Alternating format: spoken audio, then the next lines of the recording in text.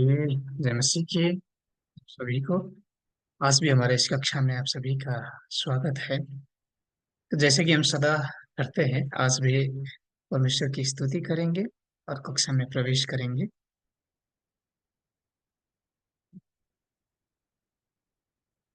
धन्यवाद के साथ स्तुति गाऊंगा, हे यीशु मेरे खुदा। उपकार तेरे हैं बेशुमार, कोटि कोटि स्तुति धन्यवाद। धन्यवाद के साथ स्तुति गाऊंगा, हे यीशु मेरे खुदा। उपकार तेरे हैं बेशुमार, कोटि कोटि स्तुति धन्यवाद। योग्यता से बढ़ के दिया है अपनी दया से तूने मुझे। योग्यता से बढ़ के दिया है अपनी दया से तूने मुझे। मांगने से ज्यादा मिला मुझे, आभारी हूँ प्रभु मैं। मांगने से ज्यादा मिला मुझे, आभारी हूँ प्रभु मैं। धन्यवाद के साथ स्तुति गाऊंगा, हे यीशु मेरे खुदा। उपकार तेरे हैं बेशुमार, कोटि कोटि स्तुति धन्यवाद। हालेलुया। आमीन। परमेश्वर की स्तुति हो, महिमा हो। आइए समय हम सभी एक साथ कक्षा के लिए प्रार्थना में जुटेंगे। धन्यवाद के योग्य महान नायकाश न्याय पृथ्वी सृष्टिकर्ता पिता परमेश्वर, हम आज भी तुझे धन्यवाद चढ़ाते हैं पिता परमेश्वर ने। कल तक जो हम आत्मिक रूप से अंधे थे, बहरे थे, अंधकार में थे, बाइबल की भविष्यवाणी के विषय में हमें ज्ञान नहीं था, वास्तविकताओं के विषय में हमें ज्ञान नहीं था। वहां से निकाल करके परमेश्वर के खुले हुए पुस्तक के वचन के माध्यम से, प्रकाशित वचन के माध्यम से आत्मिक रूप से हमें चंगाई दे रहा है पिता। आंख देखने वाला, कान सुनने वाला और परमेश्वर के इन वचनों को समझने वाला, परमेश्वर के हृदय को महसूस करने वाला व्यक्ति बना रहा है पिता। पशु से मनुष्य बना रहा है। धन्यवाद चढ़ाते हैं पिता। परमेश्वर के इन प्रकाशित वचनों को 2000 वर्ष से गुप्त रहे इन रहस्यों को सीखने के क्रम में अवश्य ही शैतान भी बहुत सारे बाधाएं, कठिनाइयां लेकर के आएगा पिता, और वो दिखाई भी पड़ रहा है। प्रार्थना करते हैं पिता उन सभी विश्वासियों के लिए, सभी भगवाजनों के लिए, परमेश्वर के इन वचनों को सही तरीके से समझने के लिए स्वर्गीय ज्ञान बुद्धि विवेक से परिपूर्ण बनाइए पिता। कक्षा में उपस्थित होने के लिए जितने भी बाधाएं हैं, शैतान के द्वारा की गए जितने भी छल है, उन सभी पर वे विजय प्राप्त कर सके, सहायता कीजिए पिता। अपने पवित्र स्वर्गदूत, पवित्र आत्माएं भेज करके उनके साथ रहिए पिता, ताकि वे सभी परमेश्वर के इन वचनों के माध्यम से दूसरे आगमन के समय उद्धार प्राप्त करने वाले विश्वासी बन सके पिता। जो हमारा उद्देश्य है, स्वर्ग और अनंत जीवन, उसको प्राप्त कर सके पिता, सहायता कीजिए। और आज भी जो वचन हम सीखेंगे उससे अपने विश्वास के जीवन को प्रतिबिंबित कर सके, दूसरे आगमन के समय के गंतव्य को पहचान सके पिता। उद्धार के उस स्थान को बाइबल के माध्यम से जान सके, और बाइबल के माध्यम से मैं कौन, इस प्रश्न का उत्तर प्राप्त कर सके पिता। मनुष्य की दृष्टि में नहीं, अपने दृष्टि में नहीं, परंतु बाइबल की दृष्टि में, परमेश्वर की दृष्टि में सहायता कीजिए पिता। आज भी संपूर्ण चीजों के लिए धन्यवाद चढ़ाते हुए संपूर्ण विनती प्रार्थनाएं उद्धारकर्ता प्रभु यीशु ख्रिस्ट के नाम में चढ़ाते हैं। आमीन। तो 3 दिन बाद पुनः आप सभी से मुलाकात हुई। मैं बहुत खुशी हूँ, प्रसन्न हूँ। आप सभी को कैसा लग रहा है मुझे नहीं मालूम। आप सभी भी खुश हैं? हैं। चलिए। तो परंतु जो यहाँ पर उपस्थिति अगर देखी जाए, पहले की तुलना में थोड़ी थोड़ी थोड़ी थोड़ी कम होती जा रही है, कम होती जा रही है। विचार करना आवश्यक है, क्यों हम यहाँ, हम सभी क्यों उपस्थित हुए हैं, किस लिए, किस चीज के लिए इन कक्षाओं में आप सभी किस चीज के लिए उपस्थित हुए हैं?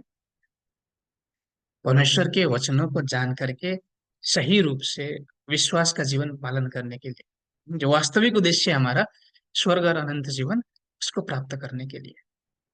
परंतु जैसा कि वचन में भी लिखा है, कि शैतान क्या करेगा, जाओ जाओ बहुत अच्छे, मैं तुमको और सहायता करूंगा, कुछ काम नहीं दूंगा, कुछ समस्या नहीं दूंगा, ऐसा कहकर छोड़ देगा। नहीं, निरंतर निरंतर। हाँ, हो सकता है आप सभी को कक्षा के समय नींद लगे, हो सकता है आप सभी को कक्षा के समय और भी कुछ काम हो, छुट्टी लेट से हो या फिर आज आईपीएल चल रहा है, आईपीएल देखने का मन हो, तो बहुत सारे बहाने हो सकते हैं।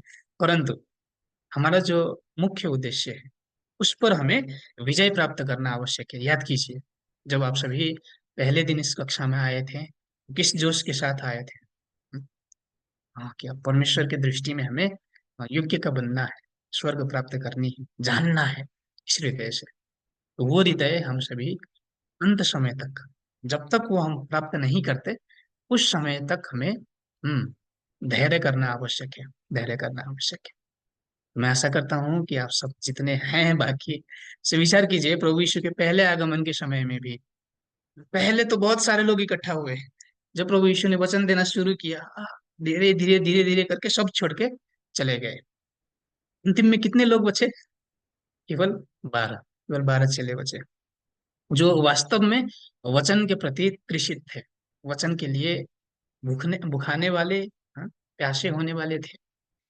मैं विश्वास करता हूँ कि जितने लोग अभी बाकी बाकी हैं, सभी वचन के लिए तृष्णा करने वाले लोग हैं।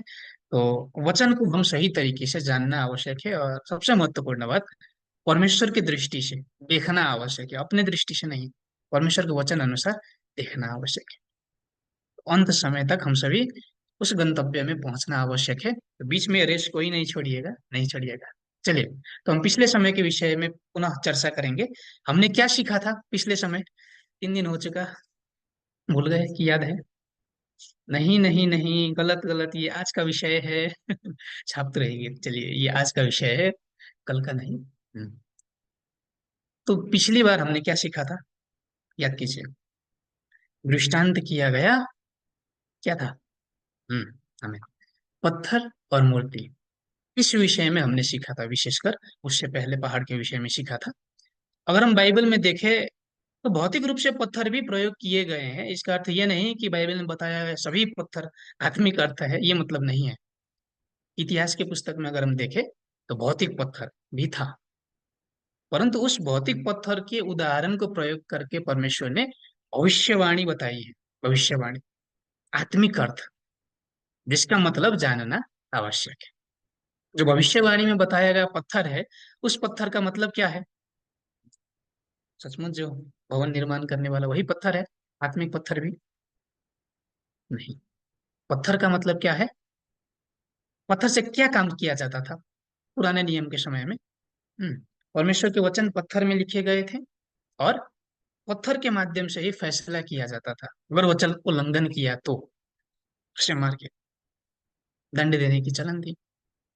उसी चीज को परमेश्वर ने दृष्टांत में प्रयोग करके पत्थर का मतलब क्या बताया? एक फैसले का वचन, और वो वचन जिसके हृदय में है, वो व्यक्ति पत्थर है आत्मिक रूप से। पहले आगमन के समय में अगर हम देखें, तो उस पत्थर की वास्तविकता कौन थे? जिसके पास वचन भी था और जिसने फैसला भी किया, कौन थे? इन्होंने किया आज से 2000 वर्ष पूर्व। हाँ, तुम सत्य हो, तुम झूठ हो, तुम परमेश्वर के हो, तुम शैतान के हो। किसने? प्रभु यीशु ने। कारण क्यों? क्यों प्रभु यीशु फैसला करने में योग्य ठहरे? उनके पास क्या था? हाँ, वो परमेश्वर के पुत्र थे, ये ठीक है, परंतु उससे भी महत्वपूर्ण उनके पास क्या था? सत्य का वचन उनके पास था। जैसे पुराने नियम में पत्थर पे वचन लिखा गया था, मूसा की व्यवस्था, 10 आज्ञाएं, वैसे ही प्रभु यीशु के हृदय में क्या लिखा गया था? पुराने नियम के भविष्यवाणी पूर्ति के वचन। और उस वचन के माध्यम से उस समय के पास्टरों में से, हाँ ये पास्टर गलत है, इन्होंने सिखाया ये वचन नहीं मिला, बाइबल के अनुसार ये नहीं है, ये प्रभु यीशु ने निरंतर गवाही दी, फैसला किया, सत्य और झूठ को विभाजन कर दिया। तो इसे आत्मिक रूप से पत्थर का मतलब क्या है? फैसले का वचन। और उस फैसले के अधिकार को पाने वाला जो पास्टर है, उसको पत्थर के रूप में दृष्टांत किया गया है। विचार कीजिए, दूसरे आगमन के समय प्रभु यीशु किसी एक व्यक्ति को पत्थर दे रहा है। प्रकाशित वाक्य की पुस्तक में हमने देखा श्वेत पत्थर दे रहा है। तो सचमुच जो एक श्वेत पत्थर या फिर कहिए श्वेत कलर से पेंट करके देकर बहुत अच्छा बना करके लो इसे संभाल करके रखो, कि अगर किसी व्यक्ति को देगा प्रभु यीशु दूसरे आगमन के समय, प्रकाशित वाक्य की पुस्तक में, हाँ, वही एक पत्थर नहीं। पत्थर का मतलब क्या है? वचन किसी को देगा दूसरे आगमन के समय। और वो वचन कौन से वचन होंगे? बंद पुस्तक के वचन की खुली हुई पुस्तक के वचन? खुली हुई पुस्तक के वचन, नए नियम के भविष्यवाणी पूर्ति के वचन। और सटीक तरीके से कहें, प्रकाशित वाक्य पूर्ति के वचन। प्रकाशित वाक्य कैसे पूरी हुई, वो वास्तविकता किसी एक व्यक्ति को दिखा देगा। और जिसने देखा है वो बता सकेगा, हाँ इसका मतलब ये है, इसका मतलब ये है, इसका मतलब ये है। जिसने नहीं देखा क्या वो बता सकता है? हाँ? जो 7 सिर और 10 सिंग की पशु की बात है, जिसने उस पशु को देखा है वही बता सकता है। आप सभी ने देखा है उस पशु को, प्रकाशित वाक्य के पशु को, तो क्या आप गवाही दे सकते हैं इसका मतलब क्या है? नहीं। परंतु जिसको दिखाया जाएगा वो गवाही दे सकता है, और उसकी प्रतिज्ञा की गई है बाइबल में। वो व्यक्ति, उसको क्या नाम से बताया जा रहा है? जो जय पाए, विजेता, जो विजयी होगा उसको दिया जाएगा। तो दूसरे आगमन के समय ये व्यक्ति दिखाई पड़ना आवश्यक है, प्रतिज्ञा का पास्टर दिखाई पड़ना आवश्यक है। जो स्पष्ट रूप से बाइबल की भविष्यवाणी के वचनों को व्याख्या कर देगा। हाँ, बीज का मतलब ये, पानी का मतलब ये, आग का मतलब ये, बपतिस्मा का मतलब ये, निस्तार चार्ट, फसह का मतलब ये, थर का मतलब ये, दंडा का मतलब ये। कौन व्याख्या कर सकता है? आज से 2000 वर्ष पहले से ही लिखी हुई थी कि आज ही दिखाई पड़ी? नहीं। हम सभी ने वो वचन बहुत बार शायद पढ़े होंगे, परंतु मतलब नहीं मालूम था। कारण क्यों? हमको दिखाया नहीं गया था, दिखाया नहीं गया। परंतु परमेश्वर ने दूसरे आगमन के समय किसी एक व्यक्ति को दिखा दिया, और उसको क्या कहा? जाओ कलशों में जाकर के गवाही दो। और वही व्यक्ति के माध्यम से आप सभी गवाही प्राप्त कर रहे हैं। ये वचन जो आप सभी सीख रहे हैं, वही परमेश्वर प्रभु यीशु ने जो प्रतिज्ञा की थी, वो प्रतिज्ञा पूरी होकर के आई, दिखाई पड़ी है, और आप सभी के पास आ रही है।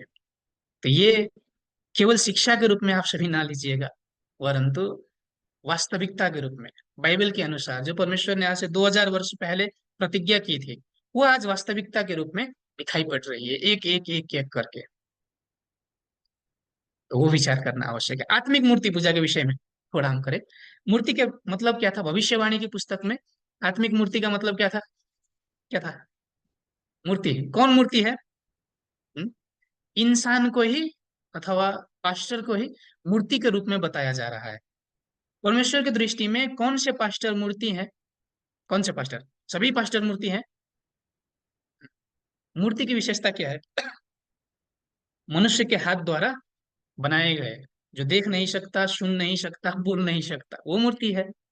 जैसे हम कभी कभी अपने साथी भाई को भी, जो नहीं बोलता चुपचाप बैठा होता है कोने में, सो क्या क्या मूर्त की तरह बैठे हो, ऐसे बोलते हैं ना हम। क्यों नहीं बोलता? इसलिए। जैसे आत्मिक रूप से परमेश्वर की दृष्टि में अगर हम देखें, तो जो पास्टर क्या नहीं बता सकता, इतिहास के वचन पास्टर बता सकते हैं कि नहीं? इतिहास के वचन, इतिहास, आज से पहले ऐसा ऐसा हुआ, मूसा के समय में ऐसा ऐसा हुआ, बता सकते हैं, बता, सभी पास्टर बता सकते हैं। शिक्षा के वचन बता सकते हैं। परंतु जो भविष्यवाणी की वास्तविकताएं हैं, क्या वो बता सकते हैं? सभी नहीं। तो जो नहीं बता सकते वो क्या करते हैं? अपने हिसाब से व्याख्या करते हैं, अपने हिसाब से। हाँ, और सात सिर का मतलब G7 राष्ट्र होगा। हम्म, बीच का मतलब हाँ पैसा होगा, प्रार्थना होगा, ऐसे। फल, हाँ वो कटहर का फल फल होगा, हाँ, सेब का फल होगा, ऐसे। ये अगर व्याख्याएं हैं तो ये परमेश्वर की व्याख्या नहीं है। तो इस ये प्रकार की व्याख्या देने वाले लोग को आत्मिक रूप से मूर्ति कहा गया है। झूठे वचन प्रचार करने वाले लोगों को मूर्ति कहा गया है। और उस झूठे वचन को ही क्या कहा गया है? मूर्ति का भोजन। जो मूर्ति पर चढ़ाया गया भोजन होता है, वो क्या है? झूठे वचन। आप सभी विचार कीजिए, आज तक आप सभी ने भविष्यवाणी के विषय में गलत व्याख्याएं सुनी है कि नहीं? गलत व्याख्याओं को आमीन कहकर स्वीकार किया है कि नहीं? विचार कीजिए कि नहीं। अभी तक इन कक्षाओं के माध्यम से अगर हम देखें तो जो भविष्यवाणी के अर्थ हमने देखे हैं, दृष्टांतों का मतलब हमने देखा है, क्या उसको आप सभी ने पहले गलत रूप में नहीं जाना था? नहीं, मैंने सब पहले से ही जाना था। कोई है आप में से? नहीं, आप सभी ने स्वीकार किया था। तो इसका मतलब आत्मिक रूप से आप सभी ने क्या किया था? मूर्ति पूजा। आत्मिक रूप से मूर्ति पर चढ़ाया हुआ भोजन खाया है। ये वास्तविकता है।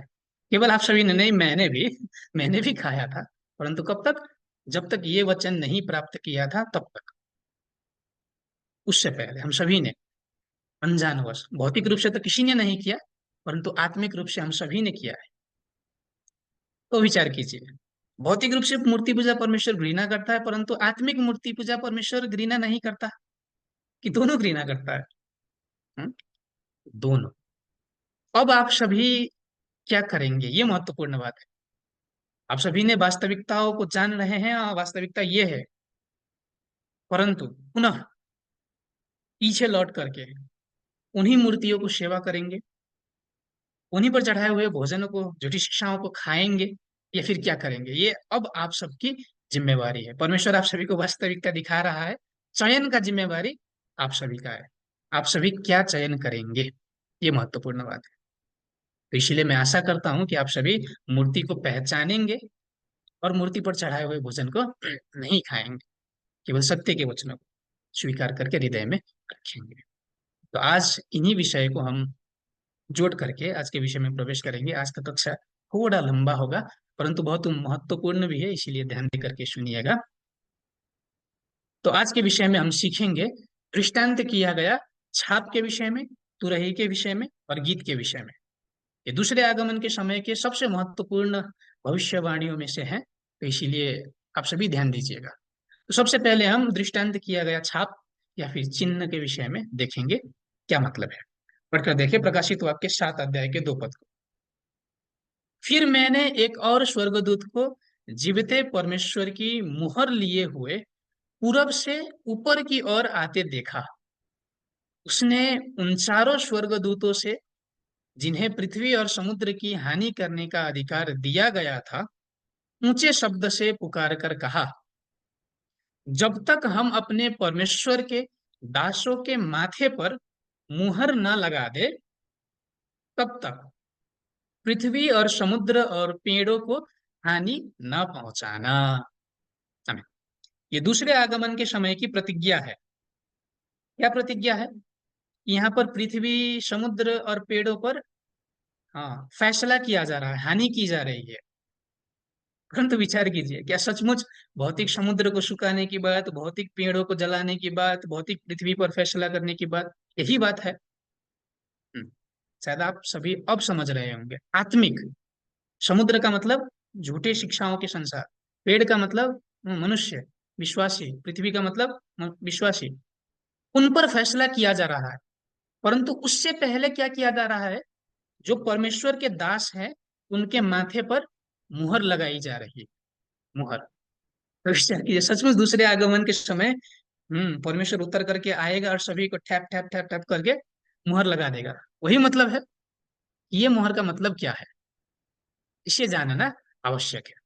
चलिए, सबसे पहले हम भौतिक विशेषताओं से माध्यम से जाने कि मुहर तो आप सभी के बहुत अच्छे से मालूम होगा। आप सभी को, आप सभी में से यदि आप सभी ऑफिस वगैरह में काम करते हैं तो और भी अच्छे से मालूम होगा कि जो हम मुहर क्यों प्रयोग करते हैं, छाप क्यों प्रयोग करते हैं। हाँ, ये मेरा है इस चीज को जनाने के लिए, अपना स्वामित्व दिखाने के लिए छाप को प्रयोग किया जाता है। हम्म। जैसे आप सभी कभी ऑफिशियल काम वगैरह अगर करते हैं, तो वहां पर क्या होता है, जिस ऑफिस का वो सामान है उसका एक स्टैंप होता है, उसको लगा करके हाँ इसका है, आधिकारिक होता है। जैसे उदाहरण के रूप में, मानिए ये एक जग्गा का पेपर है और उस पर नेपाल का मुहर अंकित है, नेपाल की छाप लगी है, तो इसका मतलब ये यहाँ पर लिखी हुई जगह किसकी है? नेपाल की है। अगर यहाँ पर भारत लिखा हुआ होता तो भारत की। वैसे छाप से क्या दिखाया जाता है? हाँ, स्वामित्व, ये मेरा है, मेरे अधिकार में है, इस चीज को दिखाने के लिए छाप लगाया जाता है, भौतिक रूप से भी। तो आत्मिक रूप से विचार कीजिए, मैं परमेश्वर का हूं कि नहीं, इस चीज की पुष्टि कैसे होगी? मैं परमेश्वर का स्वामित्व हूं कि नहीं, इस चीज की पुष्टि, एक नंबर मैं ऑप्शन देता हूँ, परमेश्वर को या फिर प्रभु यीशु को केवल मुक्तिदाता कहकर स्वीकार मात्र करने से, मैं विश्वास करता हूँ इसलिए मैं परमेश्वर का हूँ, एक नंबर। दूसरा, नहीं मैं विश्वासी परिवार में जन्मा हूँ इसीलिए मैं परमेश्वर का हूँ, क्या होगा? क्यों? कैसे हम जान सके कि हम परमेश्वर के स्वामित्व में है कि नहीं, परमेश्वर के हैं कि नहीं? विचार कीजिए, जब मैं ऑप्शन देता हूँ तब कभी कभी ऑप्शन में आंसर नहीं होता है, आउट ऑफ द ऑप्शन होता है आंसर। सब आप सभी एक दो छान रहे हैं, चयन कर रहे हैं, परंतु नहीं, एक भी नहीं, दो भी नहीं। परमेश्वर के स्वामित्व में होने के लिए जब हमने बीज सीखा था, अगर आप सभी को याद हो, वहां पर जाए, बीज, परमेश्वर के संतान होने के लिए हमारे अंदर क्या होना आवश्यक है?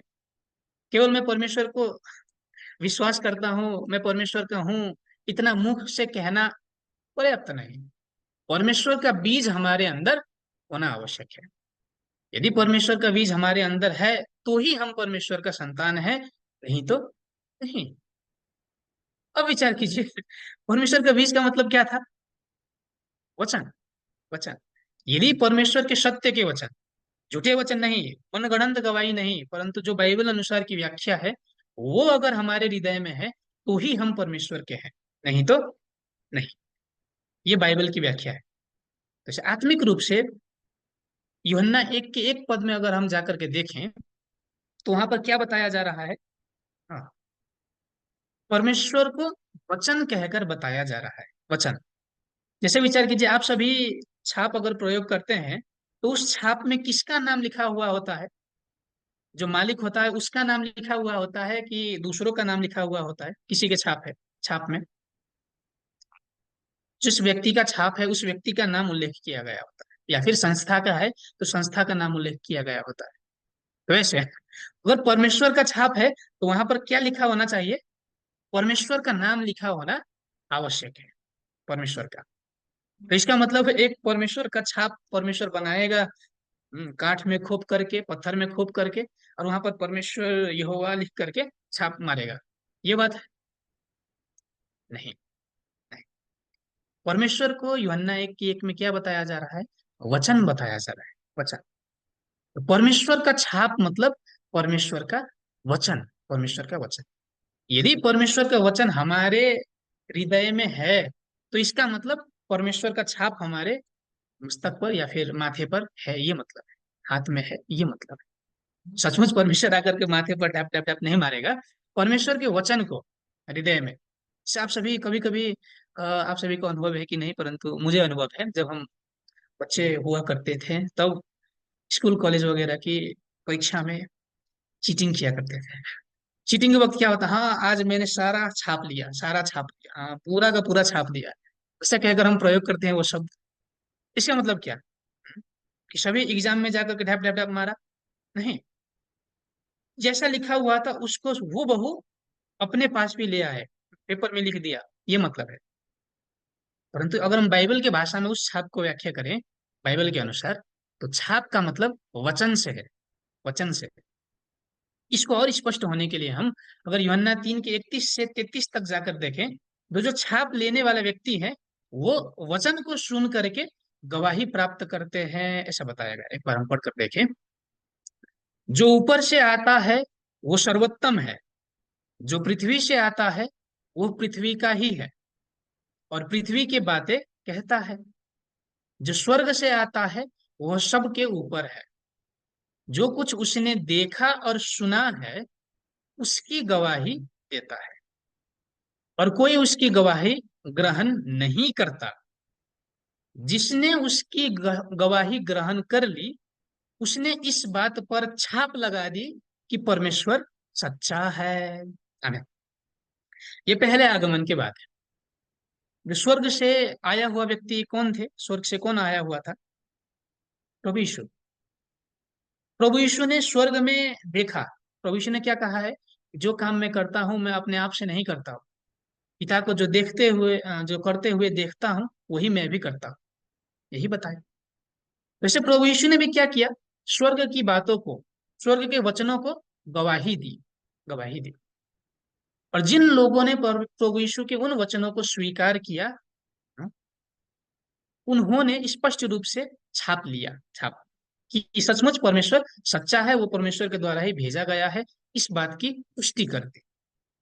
वैसे यहां से छाप लेना, छाप लगना का मतलब क्या है? वचन को ग्रहण करना, वचन को ग्रहण करना, वचन को हृदय में रखना, ये मतलब है। तो आत्मिक रूप से अगर हम छाप को देखें तो जो भविष्यवाणी के पुस्तक में बताया गया छाप है वो भौतिक छाप नहीं है, आत्मिक छाप है। और वो आत्मिक छाप का मतलब, आत्मिक चिन्ह का मतलब क्या है? वचन से है। और जो छाप प्राप्त व्यक्ति है, उसे छाप लेने वाला व्यक्ति, वचन को प्राप्त करने वाले व्यक्ति को छाप लेने वाले व्यक्ति ऐसे बताया जा रहा है। तो छाप दो प्रकार से प्रयोग में होते हैं। एक लगाने वाला होता है और दूसरा लेने वाला भी होता है, जहां पर लगाया जाता है। तो छाप लगाना या फिर मुहर लगाना मतलब क्या है? वचन को गवाही देना। वचन को गवाही देना मतलब छाप लगाना। और छाप लेना मतलब, हाँ, वचन को सुन करके स्वीकार करके हृदय में लिखना, हृदय में लिखना। आसान भाषा में अगर हम कहें तो वचन, सत्य के वचन को गवाही देना मतलब छाप लगाना। गवाही को सुन करके स्वीकार करना मतलब छाप लेना। विचार कीजिए, अभी मैं क्या कर रहा हूँ? छाप ले रहा हूं कि छाप लगा रहा हूं? विचार कीजिए, क्या कर रहा हूं मैं? छाप लगा रहा हूं कि छाप ले रहा हूं?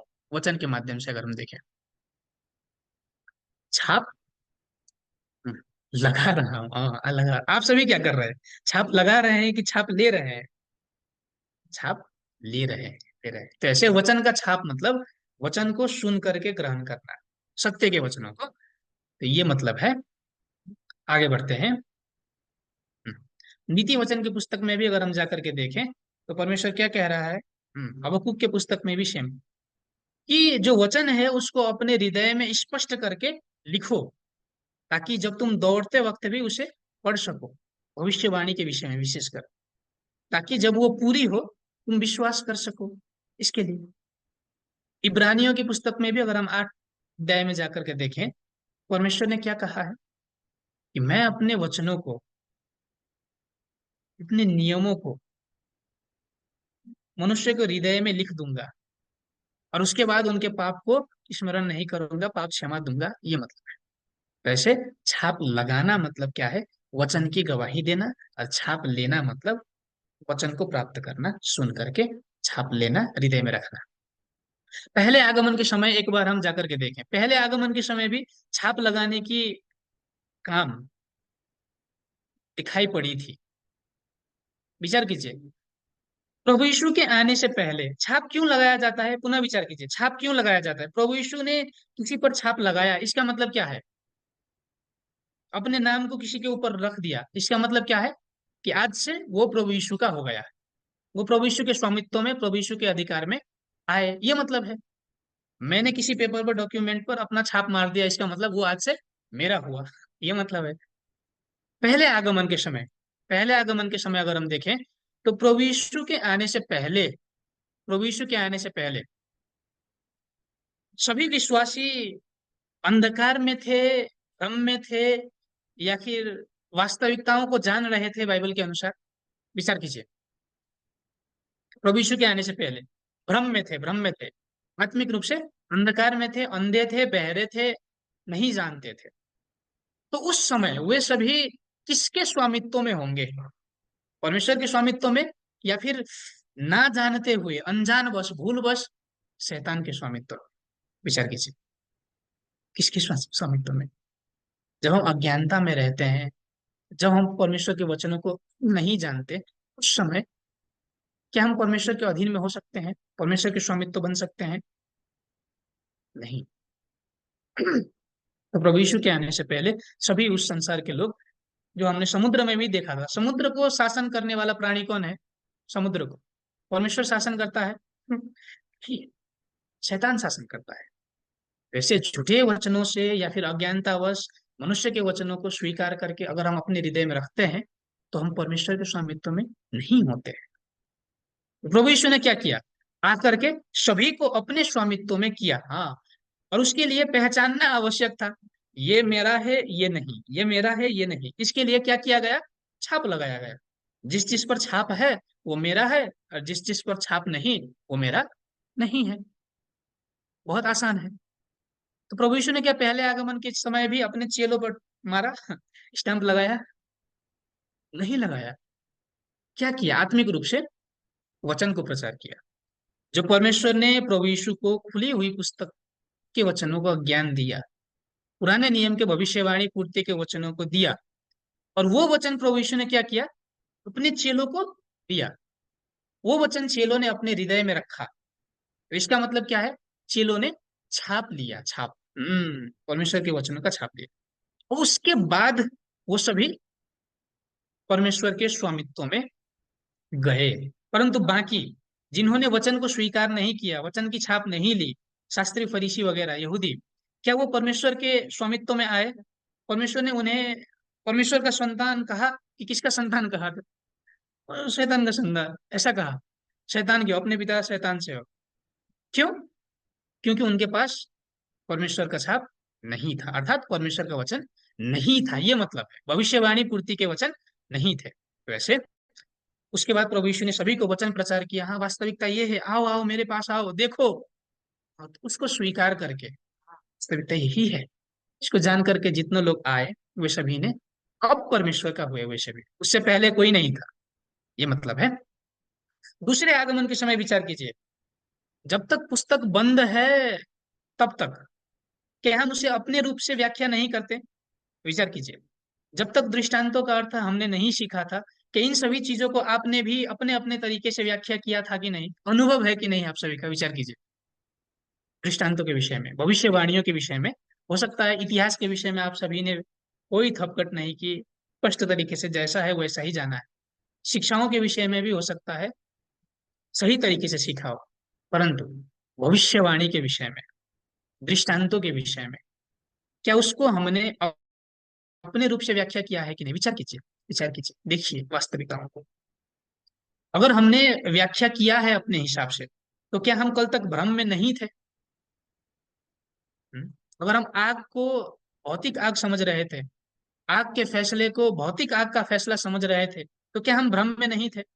विचार कीजिए। क्या हम आत्मिक संसार के स्वर्ग को सचमुच सोने का बना हुआ समझ रहे थे, तो हम भ्रम में नहीं थे? विचार कीजिए। और जो भ्रम में है, उस वो किसका स्वामित्व है? परमेश्वर के स्वामित्व में है, जो परमेश्वर के वचन का ज्ञान नहीं है जिसके पास। नहीं। तो विचार कीजिए, कल तक हम सभी किसके स्वामित्व में थे? हम सभी को लग रहा था कि हम परमेश्वर के स्वामित्व में ही है, परंतु अगर वचन को हम देखें, अनजानवश, अज्ञानतावश, भूलवश हम सभी शैतान के स्वामित्व में थे। तो परमेश्वर क्या करेगा? सभी को शैतान के समूह में छोड़ देगा, शैतान का स्वामित्व बनने देगा, कि दूसरे आगमन के समय भी पुनः अपने जनों को निकाल करके छाप लगाएगा, हाँ ये मेरा है, ये मेरा है कहकर। दूसरे आगमन के समय भी छाप लगाने की प्रतिज्ञा है, जो हमने आज देखा था प्रकाशित वाक्य की 7 अध्याय में, छाप लगाएगा, ये प्रतिज्ञा है। तो दूसरे आगमन के समय छाप लगाना मतलब क्या है? नए नियम के भविष्यवाणी पूर्ति के वचनों को गवाही देना। और छाप लेना मतलब नए नियम के भविष्यवाणी पूर्ति के वचनों को स्वीकार करना, ये मतलब है। तो दूसरे आगमन के समय विचार कीजिए, क्या परमेश्वर अपने आप सभी सेवकों को स्वतः आकर के पवित्र आत्मा से वचन देगा, कि उसका एक प्रक्रिया है? यदि आप सभी को याद हो, तो हमने बहुत बार सीखा है कि जो नए नियम का बंद पुस्तक है परमेश्वर के हाथ में है। परमेश्वर से कहा जाता है प्रभु यीशु के पास, प्रभु यीशु उसे खोलते हैं। खोलकर किसको देते हैं? स्वर्गदूत को। स्वर्गदूत किसे देता है? यूहन्ना को। और यूहन्ना ले जा करके सेवकों को देता है। ये बाइबल की प्रतिज्ञा है या फिर मेरे मन की बात है? मैंने अपने हिसाब से बताया है? नहीं। प्रकाशित वाक्य एक अध्याय में अगर हम देखें तो स्पष्ट रूप से एक पद में यही बात उल्लेख की गई है। तो दूसरे आगमन के समय ऐसे छाप लगाने की प्रक्रिया भी दिखाई पड़ेगी, पढ़ना आवश्यक है। आप सभी छाप ले रहे हैं, ये महसूस कर रहे हैं, परंतु ये छाप आया कहाँ से, विचार करना आवश्यक है। ये वचन आया कहाँ से, विचार करना आवश्यक है। तो ऐसे दूसरे आगमन के समय पुनः विचार कीजिए, क्या ये छाप कभी भी लग सकता है? कभी भी, किसी भी समय, कि एक निश्चित समय में लगेगा, कि निश्चित समय के बाद ही अब ये परमेश्वर का, ये शैतान का विभाजन होगा? कब? जब खुली हुई पुस्तक का वचन आएगा, तब। तब हाँ, ये परमेश्वर का है, ये परमेश्वर का नहीं, स्पष्ट रूप से भिन्नता होगा, भिन्नता किया जाएगा।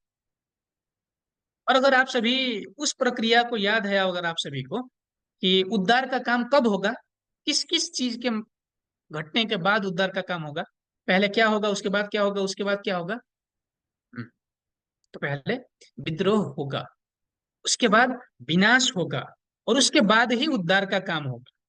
उद्धार का काम मतलब क्या? तो परमेश्वर अपने लोगों को अलग करेगा, अलग मुहर देगा, और उसके बाद अलग करेगा, और जो मुहर प्राप्त होगा उन्हीं को उद्धार देगा। यही मतलब है।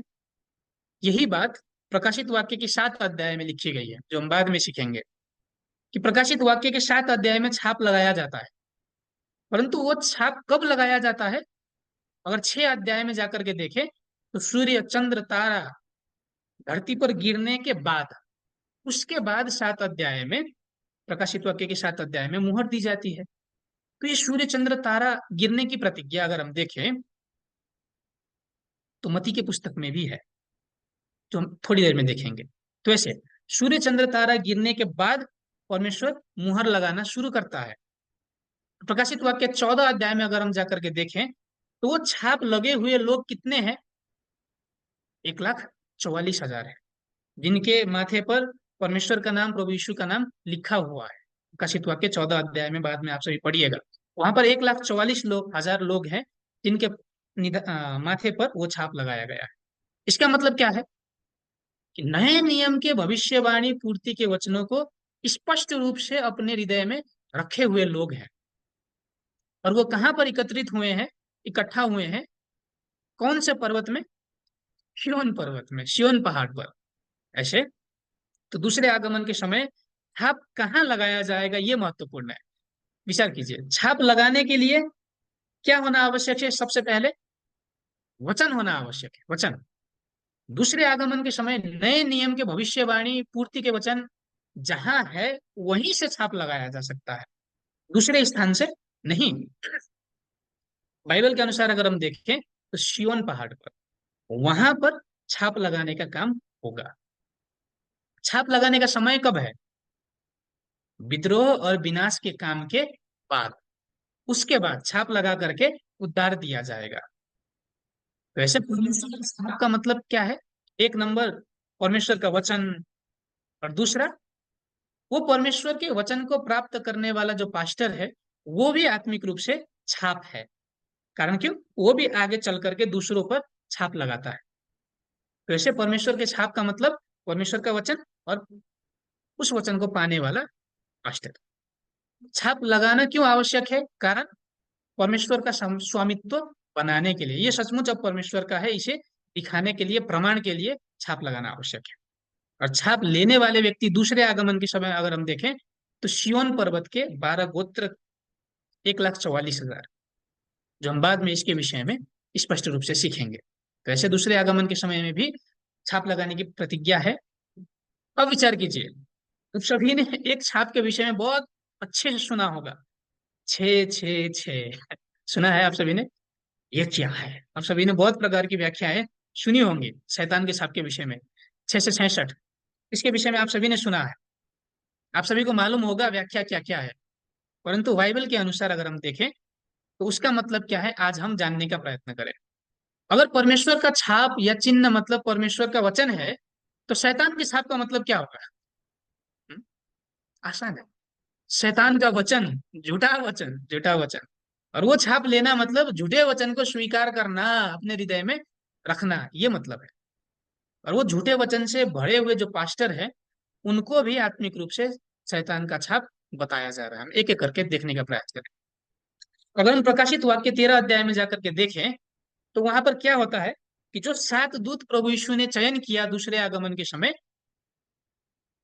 समुद्र से एक पशु निकल करके आता है, 7 सिर और 10 सिंग वाला पशु।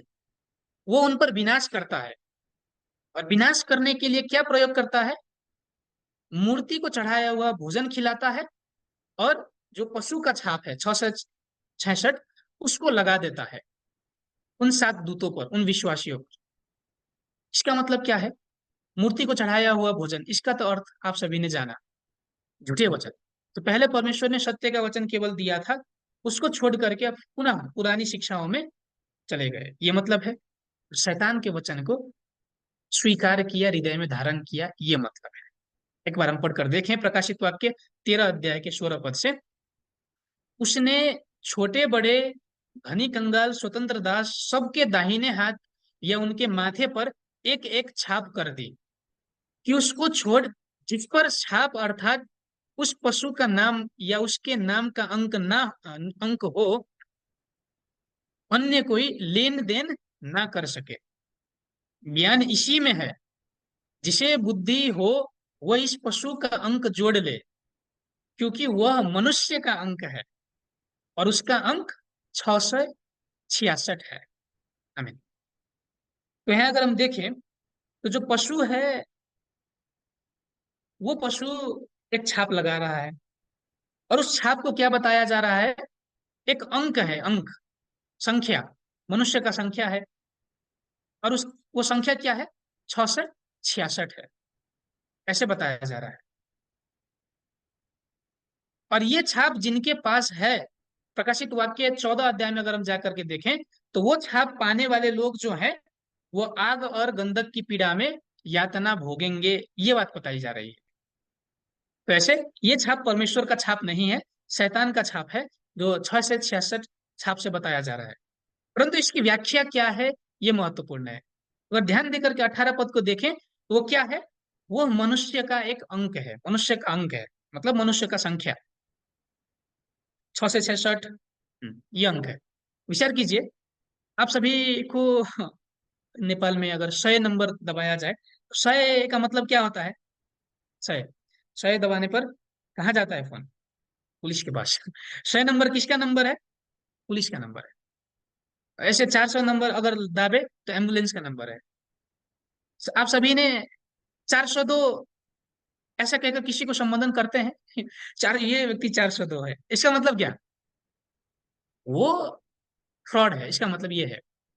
वैसे ही बाइबल में भी 666 एक संकेत के रूप में प्रयोग किया गया है, किसी व्यक्ति को दर्शाने के लिए, किसी व्यक्ति को। जैसे हम कैदियों का एक नंबर होता है, अगर जेल में देखें, तो कैदी जो होते हैं, उन कैदियों क्या कहते हैं? हाँ महाशय, आप आइए, ऐसा बताया जाता है कि कैदी नंबर इतना आइए, ऐसा बताया जाता है। कैदी नंबर 402 हाजिर हो, ऐसा बताया जाता है। तो यहाँ पर जो 666 है, वो शैतान का छाप है, और वो किसी एक मनुष्य को दर्शाया जा रहा है। उसका मतलब क्या है, इसे हम वास्तव में देखेंगे अभी। परंतु बाहर अगर हम देखें संसार में, तो व्याख्याएं क्या है, आप सभी ने भी बहुत बार सुनी होगी, कि ये 666 चिप है, जो मनुष्य के हृदय, मनुष्य में लगाई जाएगी। दूसरे क्या कहते हैं? नहीं, ये तो किसी एक एंजल नंबर है, स्वर्गदूत का नंबर है। कोई क्या कहता है? ये कोरोना का वैक्सीन ही है, ये पशु का छाप। कोई कहता है नहीं, ये बारकोड, ये बारकोड ही शैतान का छाप है, 666 है। परंतु बाइबल में बताया गया, ये छाप का मतलब क्या यही है? नहीं। अगर आत्मिक रूप से अगर हम देखें, तो छाप का मतलब क्या है? वचन। तो 666 छाप का मतलब क्या है? किसका वचन? शैतान का वचन। और वो शैतान के वचन को अपने हृदय में रखने वाले जो लोग हैं, उसको भी उससे बताया जा रहा है। बैंक एक बार हम समझने का प्रयास करें कि ये 6 से 66 आया कहाँ से, ये संख्या आई कहाँ से। सुलेमान के पाला से आई। एक बार पढ़कर देखें पहले राजा की पुस्तक 10 अध्याय में। जो सोना प्रतिवर्ष सुलेमान के पास पहुंचा करता था उसका तौल 6 से 66 किकड़ था। इसके अतिरिक्त सौदागरों से और व्यापारियों के लेन देन से और अरब देश के सब राजाओं और अपने देश के गवर्नरों से बहुत कुछ मिलता था हमें। अगर यहाँ हम देखें उस समय सुलेमान राजा के समय में, सुलेमान राजा के राज्य में जो सोना आया करता था उसका तौल कितना था? 6 से 66 किकड़ हुआ करता था। और वो किसके माध्यम से आता था? अन्य जाति के माध्यम से, जो परमेश्वर का नहीं, दूसरे देशों से, दूसरे देशों से, अन्य जाति के स्थानों से आया हुआ सोना, उसको 6 से 66 एकड़ उस समय उसका वजन होता था। इसको अगर आत्मिक रूप से समझने का प्रयास करें, सोने का मतलब क्या है? सोना, सोना, विचार कीजिए। सोना, सोना चांदी हीरा मोती बहुमूल्य चीजें हमने सीखा था। वचन, वचन। और जो दूसरे लोगों का वचन, परमेश्वर का नहीं परंतु अन्य जाति, वो वचन सत्य का वचन कि झूठा वचन? झूठा वचन। एक परमेश्वर का व्यक्ति है, क्या कर रहा है? दूसरे लोगों का वचन, दूसरे जातियों का वचन अथवा जो शैतान का वचन है उसको अपने हृदय में रख रहा है। उसका मात्रा कितना है? 6 से 66। 6 से 66 ये बताया जा रहा है। इसे पुनः समझने का प्रयास कीजिए।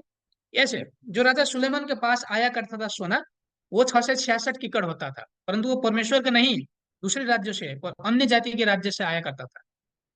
और सुलेमान ने अंतिम में क्या किया? कि वो परमेश्वर को अंत तक सेवा करने वाले व्यक्ति बने, या फिर परमेश्वर की आज्ञाओं को भंग की, परमेश्वर को हम्म, विद्रोह किया। विचार कीजिए, परमेश्वर ने क्या आज्ञा दी थी? मूर्ति पूजा न करना। परंतु अंतिम में सुलेमान ने क्या किया? हाँ, मूर्ति पूजा की, 1000 स्त्रियों को विवाह किया, 1000 पत्नी उपपत्नी में मिला करके, और ऐसे परमेश्वर की आज्ञाओं को भंग किया। तो ऐसे यहां से इस घटना को उदाहरण में बना करके प्रकाशित वाक्य 13 अध्याय में यह दृष्टांत प्रयोग किया गया है कि कोई एक व्यक्ति होगा जो पहले परमेश्वर का होगा, परंतु वो भी झूठे वचनों, दूसरे के वचन को लेकर के अपने हृदय में रखेगा, आत्मिक रूप से मूर्ति पूजा करेगा और परमेश्वर को त्याग देगा। ऐसा व्यक्ति दूसरे आगमन के समय भी दिखाई पड़ेगा। और उस व्यक्ति को 6 से 66 पशु ऐसा कहा जा रहा है। 6 से 66 संख्या लगाएगा, ये बताया जा रहा है। तो ये माइक्रोचिप, कोरोना वायरस, ये वो कुछ भी नहीं, झूठा वचन, आसान भाषा में अगर हम कहें, जो परमेश्वर का वचन नहीं, झूठे वचन को अपने हृदय में रखेगा, ये मतलब है। और ये वास्तविकता कैसे पूरी हुई, हम जब प्रकाशित वाक्य की पुस्तक सीखेंगे उस समय और विस्तृत रूप से हम जानेंगे। तो ऐसे दूसरे आगमन के समय भी एक पशु दिखाई पड़ेगा। पशु का मतलब व्यक्ति से है। और वो क्या करेगा? 6 से 66 छाप लगाएगा और दूसरे ईश्वरों को सेवा करने लगाएगा, मूर्ति को सेवा करने को लगाएगा, झूठे वचन के माध्यम से। ये बात है। वैसे हमें किसकी छाप लेना चाहिए? परमेश्वर की छाप कि शैतान की छाप? आप सभी को मालूम है, शैतान की छाप नहीं, परमेश्वर की। परंतु पहचाने कैसे कि ये परमेश्वर का है कि नहीं, ये शैतान का है कि नहीं? हाँ? एक ही माध्यम है, भविष्यवाणी पूर्ति के वचन, दृष्टांतों का सही मतलब, भविष्यवाणियों का सही मतलब है कि नहीं, या फिर उसे अपनी व्याख्याएं दी गई है। इसी चीज के माध्यम से ये परमेश्वर का है कि शैतान का है, इसको पहचानना आवश्यक है, पहचानना आवश्यक है। तो ऐसे अगर हमारे पास परमेश्वर की छाप है तो हम परमेश्वर का स्वामित्व है। अगर हमारे पास परमेश्वर का छाप नहीं तो हमारे पास किसका छाप है? शैतान का छाप है, झूठे वचन। अगर हमारे पास शैतान का छाप है तो हम किसकी स्वामित्व में है? कौन है हमारा मालिक? शैतान है। तो इसीलिए वचन को पहचान करना आवश्यक है। विचार कीजिए, पुनः विचार कीजिए, आप सभी 6 से 66 छाप लेने का अनुभव है कि नहीं? विचार कीजिए। हाँ? कि ये वचन, हाँ, हो सकता है कि आप सभी पुनः विचार कीजिए, भिन्नता लगाना आवश्यक है। 6 से 66 छाप का मतलब क्या है? झूठा वचन, अपनी व्याख्याएं। विचार कीजिए पुनः, भविष्यवाणियों के विषय में अपने हिसाब से आप सभी ने गलत व्याख्याओं को सुना है कि नहीं? सुन करके हाँ आमीन कह करके स्वीकार किया है कि नहीं? विचार कीजिए। यही मतलब है छाप लेना। हम्म? जो हमने दृष्टांतों को अभी तक सीखा था, क्या उनको गलत रूप से हमने नहीं सीखा था कल तक? विचार कीजिए। यदि सीखा था तो हमारे अंदर भी किसका छाप था? परमेश्वर का? नहीं। अब परमेश्वर इन वास्तविकताओं को आप सभी को दिखा रहा है, और धीरे धीरे करके अपना छाप लगा रहा है परमेश्वर। तो पहचानना आवश्यक है, पहचानना आवश्यक है कि परमेश्वर का क्या है और शैतान का क्या है। इतना ही सरल अगर होता, शैतान बहुत चालाक है, बहुत चालाक, आसानी से नहीं छोड़ेगा। तो इसीलिए पहचानना आवश्यक है कि मैं जो छाप ले रहा हूँ, जो मैंने पहले लिया था इन वचनों को सीखने से पहले, क्या वो परमेश्वर का है, या फिर अपने विचार से व्याख्या की गई वचन है? इसे विचार करना आवश्यक है। उसके बाद अब चलिए हम चलते हैं तुरही के विषय में। दृष्टांत किया गया तुरही और गीत को सीखेंगे। जब तुरही आता है तो आप सभी को ये पद तो बहुत अच्छे से मालूम होगा। मत्ती 24 का 31, दूसरे आगमन की समय की प्रतिज्ञा है। वह तुरही के बड़े शब्दों के साथ अपने दूतों को भेजेगा, और वे आकाश के इस छोर से उस छोर तक चारों दिशाओं से उसके चुने हुओं को इकट्ठा करेगा। आमीन। अब विचार कीजिए, ये तुरही के विषय में आप सभी ने पहले भी सुना है, परंतु क्या सुना है?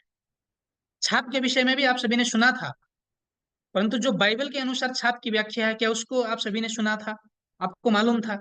विचार कीजिए, तुरही के विषय में आप सभी क्या विचार कर रहे हैं कि दूसरे आगमन के समय प्रभु यीशु आएगा, तुरही फूकेगा।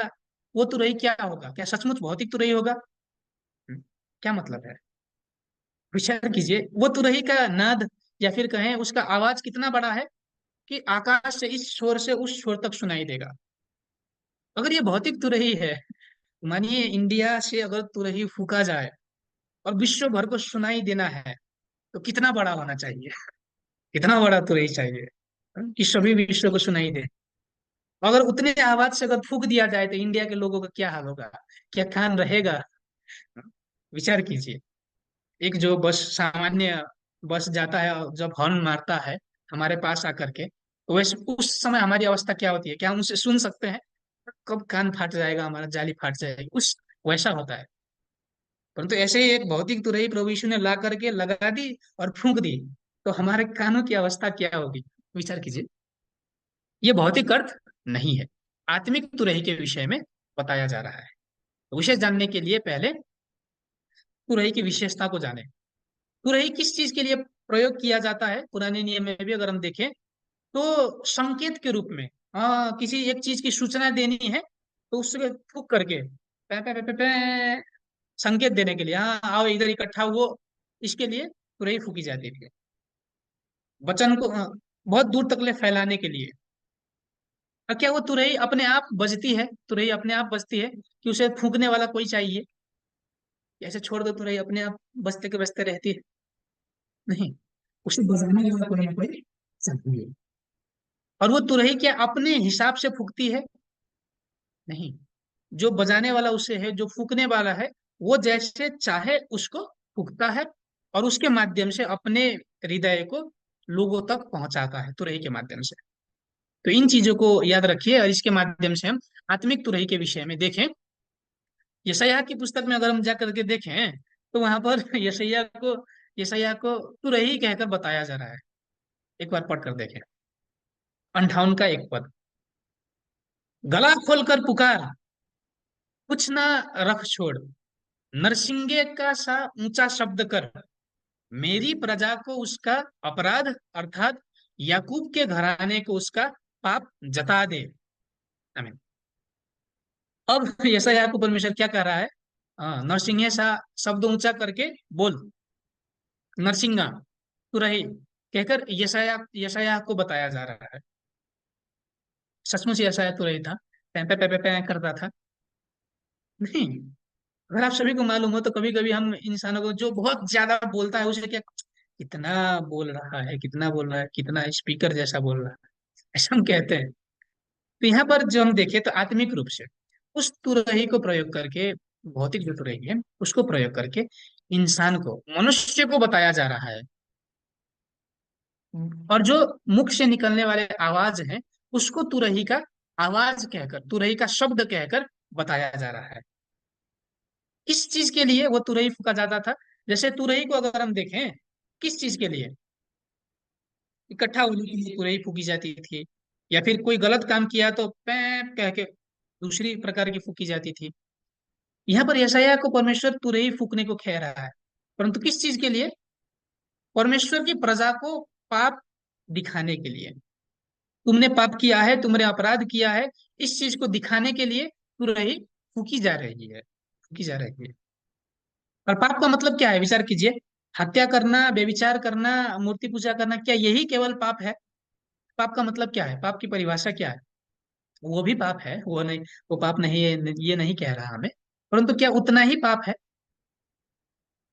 नहीं।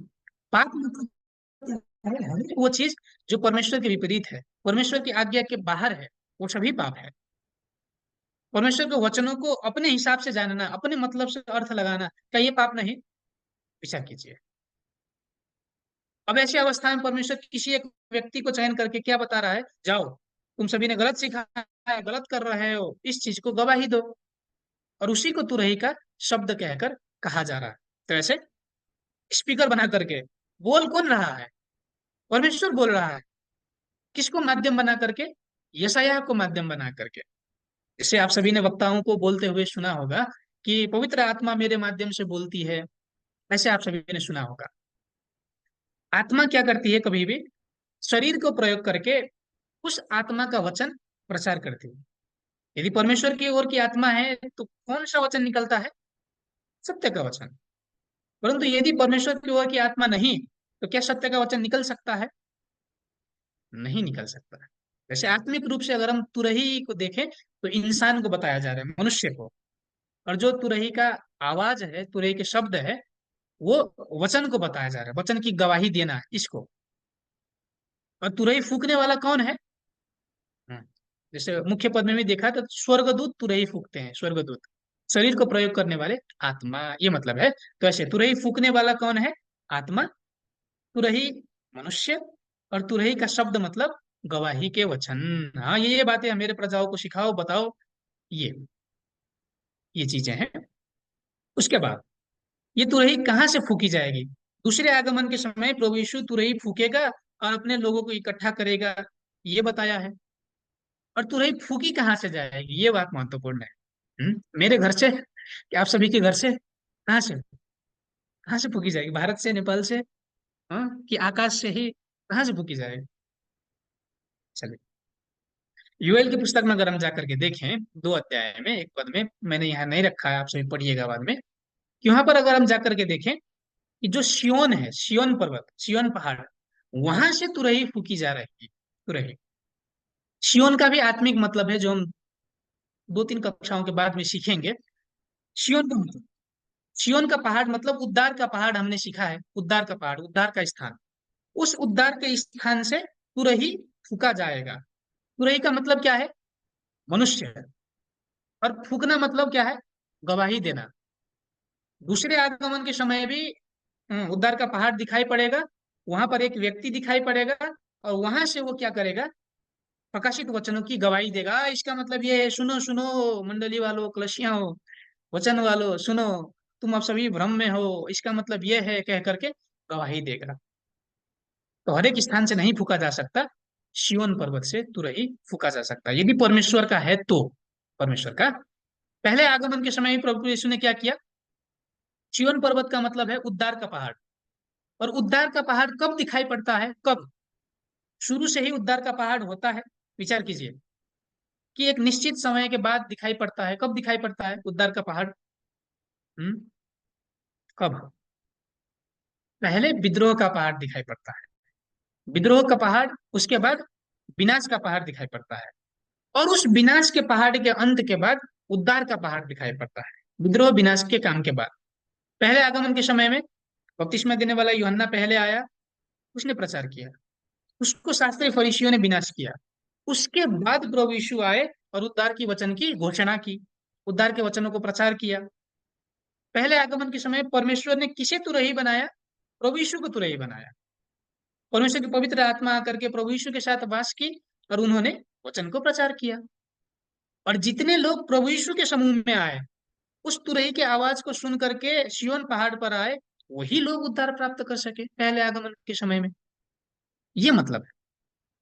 तो दूसरे आगमन के समय भी यही बात दिखाई नहीं पड़ेगी? दिखाई पड़ेगी, जो आप सभी को बहुत अच्छे से मालूम है। क्या लिखा गया है एक बार पढ़ कर देखे, 29 से 31 पद तक। उन दिनों के क्लेश के तुरंत बाद सूर्य अंधियारा हो जाएगा, और चंद्रमा का प्रकाशित वाक्य जाता रहेगा, और तारे आकाश से गिर पड़ेंगे, और आकाश की शक्तियां हिलाई जाएंगी। तब मनुष्य के पुत्र का चिन्ह आकाश में दिखाई देगा, और तब पृथ्वी के सब कुलों के लोग छाती पीटेंगे, और मनुष्य के पुत्र को बड़ी सामर्थ्य और ऐश्वर्य के साथ आकाश के बादलों पर आते देखेंगे। वह तुरही के बड़े शब्द के साथ अपने दूतों को भेजेगा, और वे आकाश के इस छोर से उस छोर तक चारों दिशाओं से उसके चुने हुओं को इकट्ठा करेंगे। हमें ये प्रतिज्ञा है, इकट्ठा तो करेंगे तुरही की आवाज से, परंतु कब? जब सूर्य चंद्र तारा अंधियारा होकर के गिरेगा, तब। तो क्या सचमुच अब हम प्रतीक्षा करें कब सूर्य गिरेगा, कब ऊपर से चंद्रमा गिरेगा, कब तारा गिरेगा, तब कब प्रभु यीशु आएंगे? यही बात है। नहीं, आत्मिक तुरही का मतलब मनुष्य है, मनुष्य। अगर तुरही आत्मिक है, तो क्या विचार कीजिए, सूर्य चंद्र तारा भी आत्मिक नहीं होगा? क्या यही सूर्य चंद्र तारा गिरेगा? विचार करिए, जो हम दूसरी कक्षा में सीखेंगे। इसका भी आत्मिक मतलब है। सूर्य चंद्र तारा गिरना मतलब विद्रोह और विनाश का घटना दिखाई पड़ना है, जो हम बाद में सीखेंगे। तो ऐसे दूसरे आगमन के समय भी पहले विद्रोह विनाश की घटना होगी, उसके बाद प्रभु यीशु तुरही के माध्यम से वचनों को सुनाएगा। हाँ, सत्य ये है, विद्रोह ऐसे हुआ, विनाश ऐसे हुआ, विनाश करने वाले लोग ये है, विद्रोह करने वाले लोग ये है, और उद्धार का स्थान यहाँ है, मैं यहाँ पर हूँ। इस चीज को प्रभु यीशु गवाही देगा, और वो सुन के हमें क्या करना है? उस उद्धार के स्थान पर जाना है। ये प्रतिज्ञा है। ऐसे सूर्य चंद्र तारा गिरेगा, उसके बाद सिय्योन पर्वत से स्वर्गदूत तुरही फूकेंगे, और उस सिय्योन पर्वत में इकट्ठा करेंगे। ये प्रतिज्ञा है, ये प्रतिज्ञा है। तुरही का मतलब आप सभी ने जाना, क्या मतलब है? मनुष्य। स्वर्गदूत तुरही फूकेगा, इसका मतलब क्या है? स्वर्गदूत, पवित्र आत्मा व्यक्ति को प्रयोग करके वचन प्रचार करेगा। कौन से वचन प्रचार करेगा? नए नियम के भविष्यवाणी पूर्ति के वचन। उन वचनों को प्रचार किया जाएगा, और उन वचनों को सुन करके हम जहां भी थे वहां से निकल करके सिय्योन पर्वत पर आना आवश्यक है। यही बात क्या हमने कटनी के विषय में नहीं सीखा था, कि जो खेत में से निकल करके खत्ते में जाने के विषय में? क्या यही बात हमने समुद्र वाले पाठ में नहीं सीखा था, समुद्र से निकल करके बर्तन में जाने के विषय में? हाँ?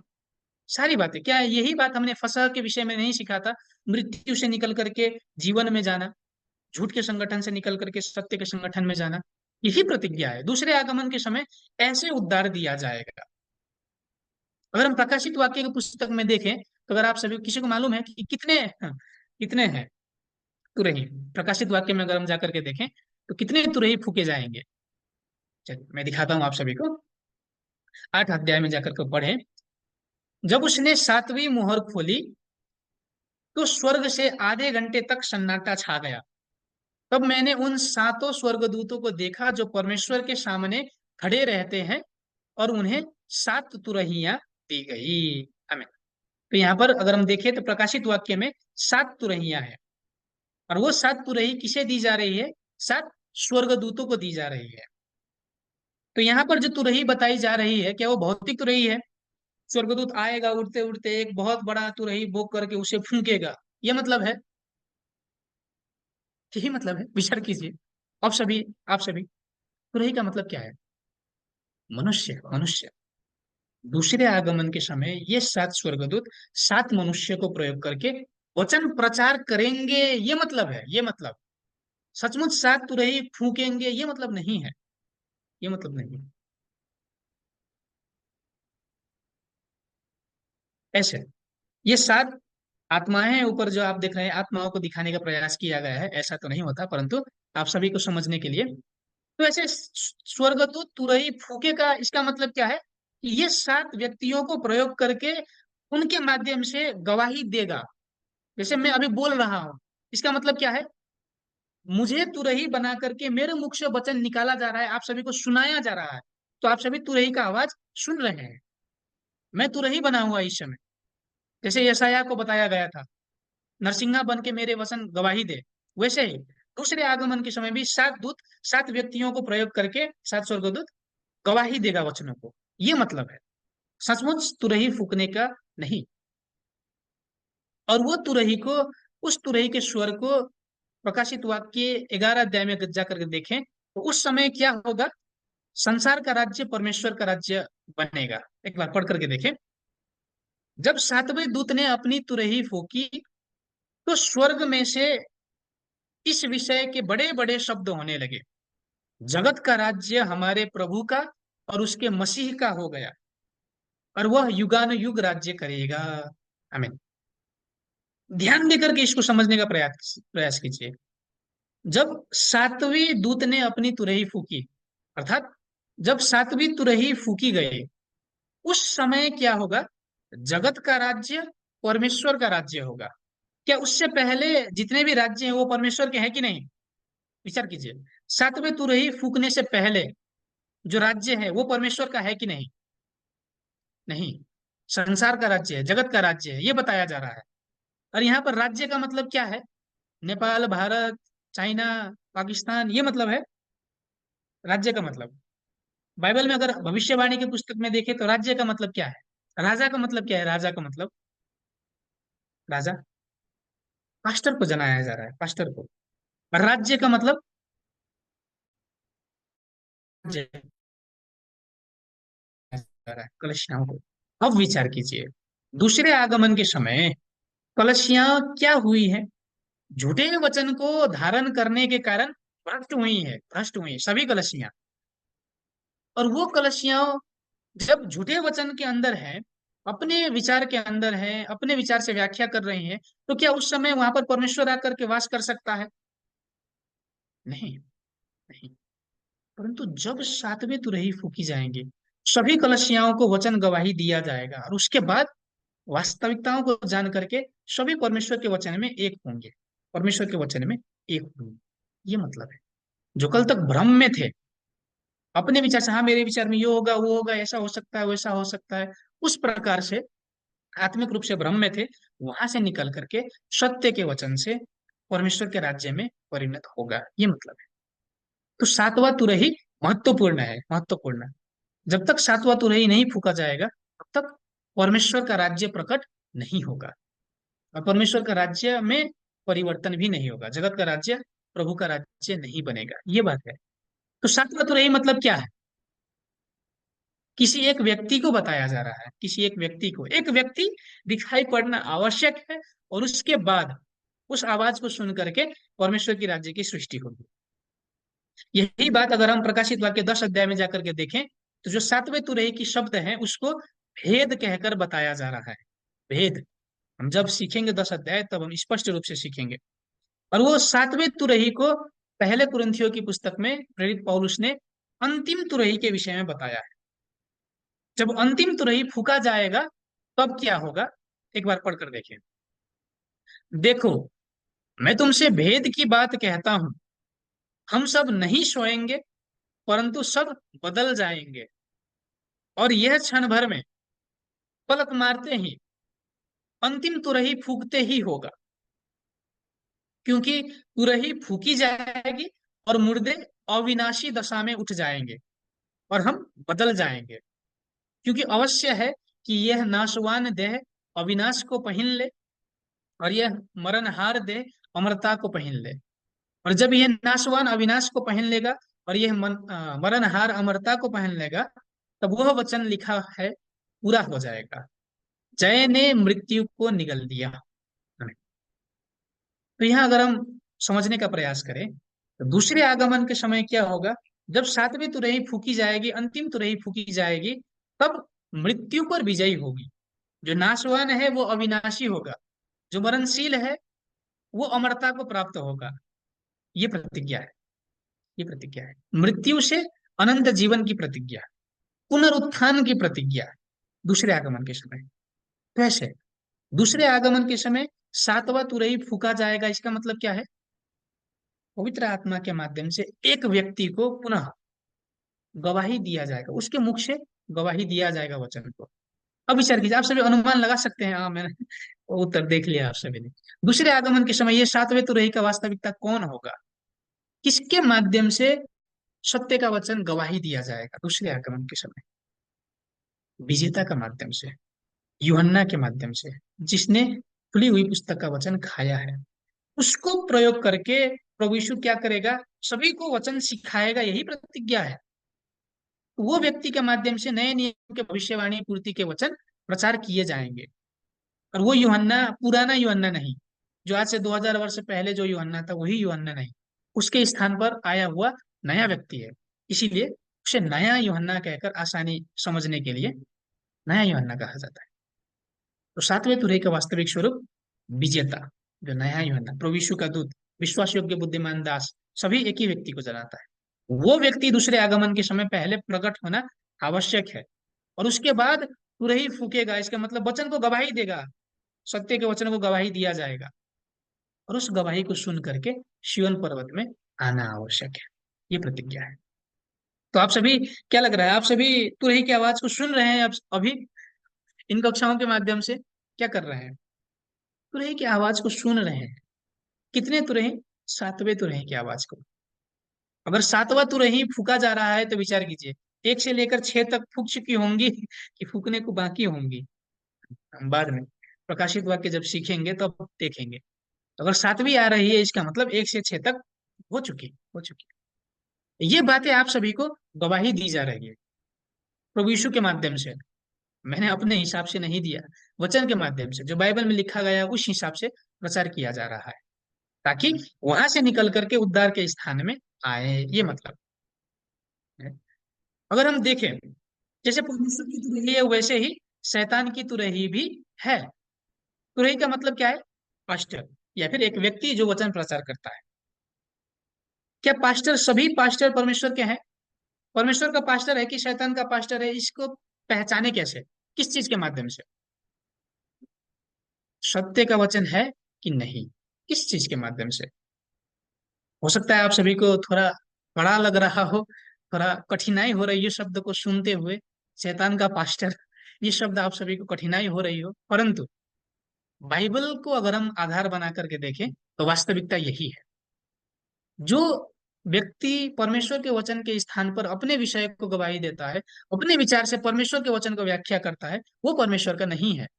पहले आगमन के समय के जैसा शास्त्री फरीसी के जैसे ही है, जो वास्तविकता के वचनों को नहीं जानने देता है। और वो व्यक्ति क्या परमेश्वर का है? आत्मिक आंख से अगर हम देखें, नहीं है। नहीं। तो अगर हम बाइबल में देखें तो बेबीलोन का वो संगठन, वहां पर से शैतान की तुरही फूकी जाती है, असत्य सिखाए, झूठे वचन जहां से सिखाई जाती है उसको बेबीलोन कहा जा रहा है। बाद में इसको भी हम स्पष्ट तरीके से सीखेंगे दूसरे पाठ में। तो ऐसे शैतान की तुरही का मतलब जो झूठे वचन सिखाने वाले लोग हैं, झूठे वचन सिखाने वाले पास्टर हैं, उनको बताया जा रहा है। थोड़ा और धैर्य कर दीजिए, अब हम गीत के विषय में सीखेंगे। गीत के विषय में भी आप सभी ने तो पहले बहुत सुना होगा। गीत के विषय में, गीत का मतलब क्या है? एक, जो हम सभी कलसियाओं में या फिर कक्षा के पहले भी हम गाते हैं, भजन करते हैं, वही गीत है। ये जानना आवश्यक है। एक गीत वो भी है, परंतु जो भविष्यवाणी की पुस्तक में बताई गई गीत है, क्या वही मतलब है, या फिर मतलब क्या है? एक बार पढ़कर देखें, उस गीत को क्यों जानना आवश्यक है। प्रकाशित वाक्य 15 अध्याय में अगर हम जाकर देखें तो क्या लिखा गया है?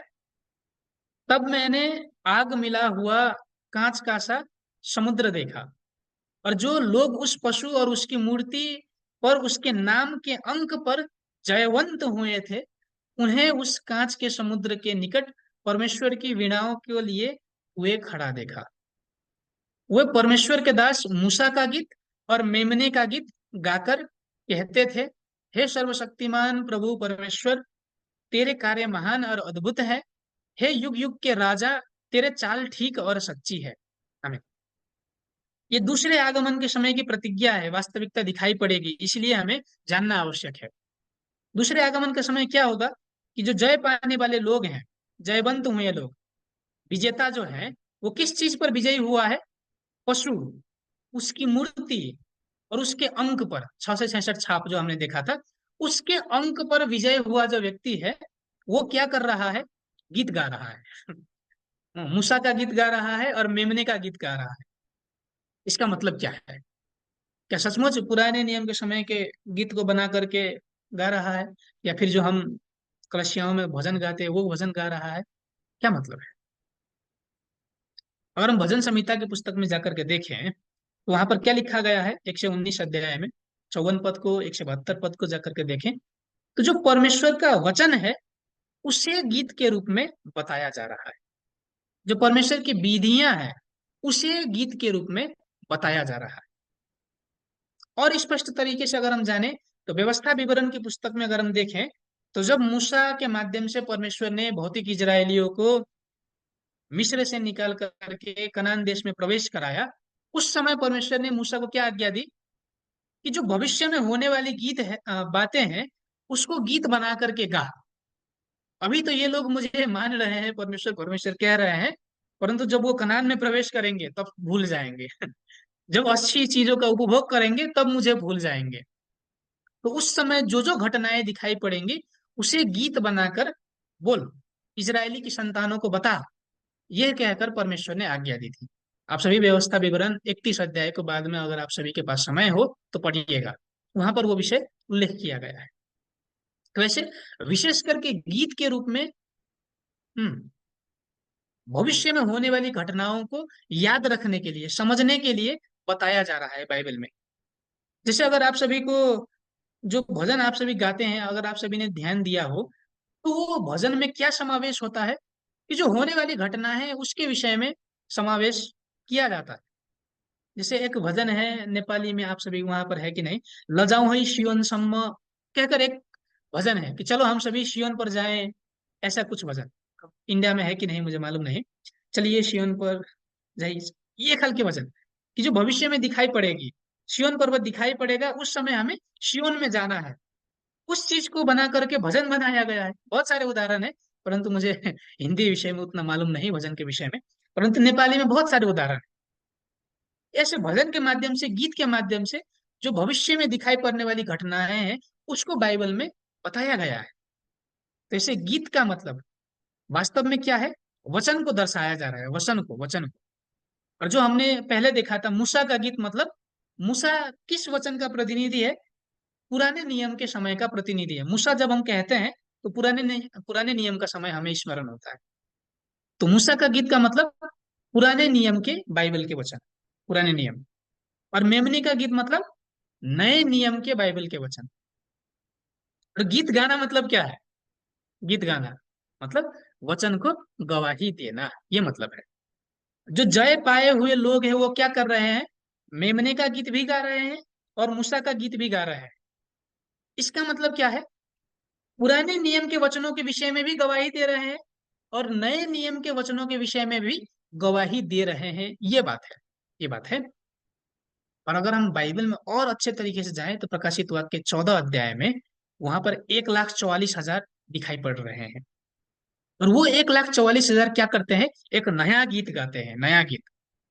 तो ये नया गीत का मतलब क्या होगा? हम्म कि जो भजन कल तक नहीं बनाया गया था, एक नया भजन किसी ने बनाया और कलसियाओं में जाकर के गाया, वही नया गीत है।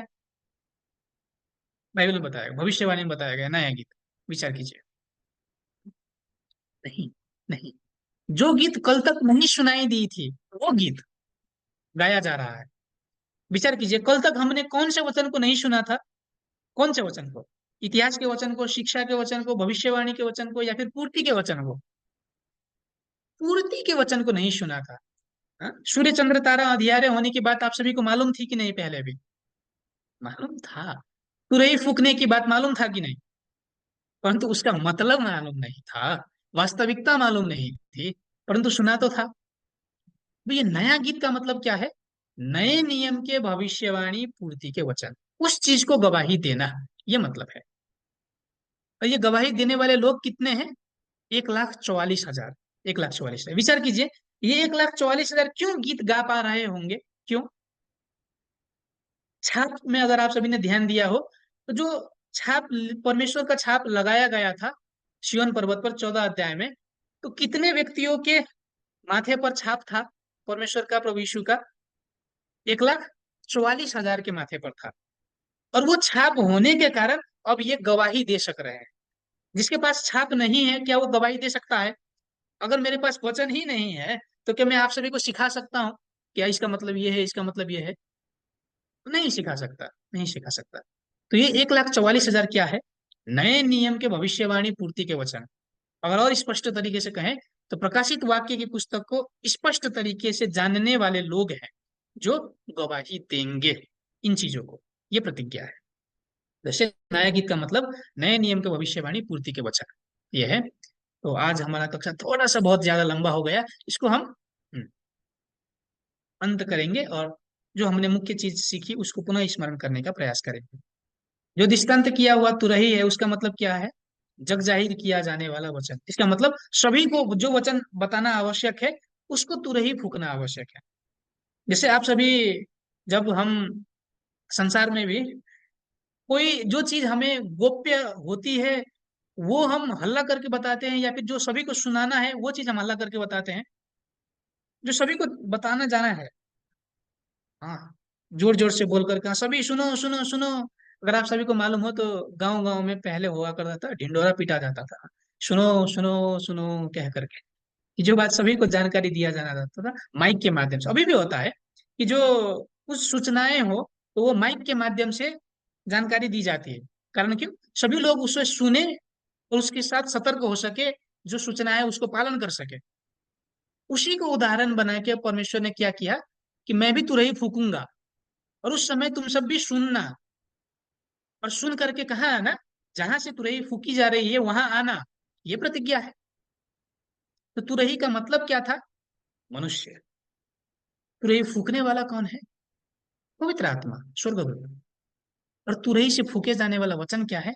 गवाही के वचन, गवाही के वचन। दूसरे आगमन के समय सातवें तुरही की वास्तविकता कौन है?